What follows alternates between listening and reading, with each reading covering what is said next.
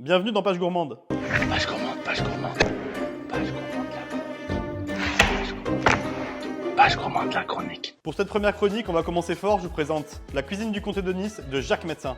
Alors ce livre, c'est mon livre fétiche parce que je vais vous dire la vérité, je l'ai trouvé dans le garage de mon grand-père au moment où il est décédé. Et en fait, c'est un peu notre Madeleine de Proust à nous, tous les grands niçois. Alors avant de parler du livre, on va commencer par parler de l'auteur. Jacques Médecin, c'était l'ancien maire de Nice, le fils de Jean Médecin pour ceux qui se baladent souvent à Nice. Il y a même des joueurs de foot qui se sont fait tatouer son visage sur leurs bras. Jacques Médecin, c'est ce personnage un peu fou qui est mi-voyou, mi-homme politique et mi-épicurien.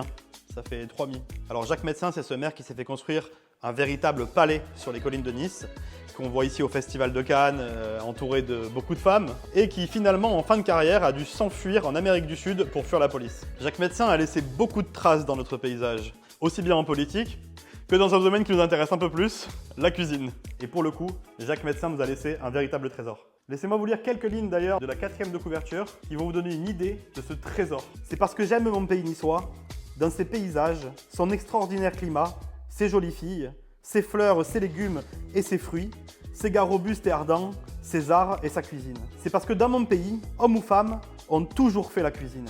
Comme chez moi, de père en fille et de mère en fils. Ces mots pour moi, ils représentent tellement de choses. C'est ça l'héritage. Ils me donnent l'impression d'être chez moi, d'être sur la Côte d'Azur et tout ce que ça représente. C'est tout l'héritage gastronomique résumé en quelques mots.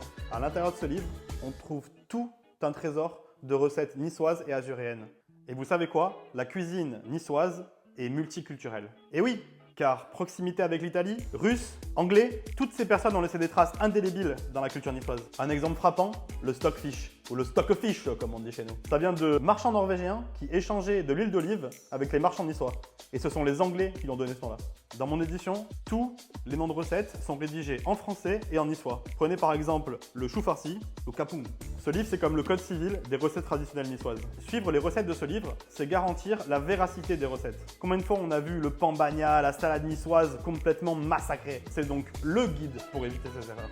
Parmi mes recettes préférées, on trouve par exemple le poulet à la figue, la socca, les panisses ou encore les farcis niçois. Ce livre, vous pouvez le trouver dans les nouvelles éditions, aux éditions Solar, comme ceci. Mais pour les puristes, il restera le livre d'origine, que vous trouverez sûrement dans le garage de votre grand-mère ou peut-être éventuellement sur eBay. Je vous encourage vraiment à l'ajouter à votre collection. C'est la fin de cette première chronique des Pages Gourmandes. N'hésitez pas à nous suivre si vous aimez ces contenus et n'hésitez pas à donner vos impressions en commentaire.